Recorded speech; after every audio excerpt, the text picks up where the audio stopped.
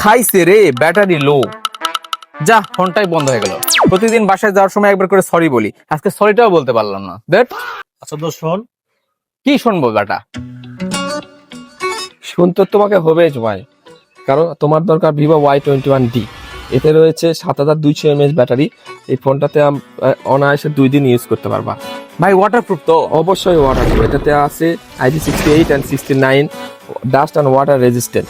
এটাতে under water ফটোগ্রাফিও করতে পারবা। এছাড়া এই ফোনটা পড়ে গেলেও কোনো সমস্যা নেই, ওয়াও, কারণ এটাতে রয়েছে HGS এর সার্টিফিকেশন, যেটা আপনি পড়ে গেলেও ফোনটা ফাটবে না কিংবা ডিসপ্লে ফাটবে না। ভাই ক্যামেরা ভালো তো? অবশ্যই ক্যামেরা অবশ্যই ভালো। এটাতে 50 মেগাপিক্সেল এআই ক্যামেরা আছে। 50 মেগাপিক্সেল? জি, এটাতে 49 ওয়াও, মেগাপিক্সেল এআই ক্যামেরা। আমি এই ফোনই নিব। আর এছাড়া এটাতে রিভার্স চার্জিংও আছে।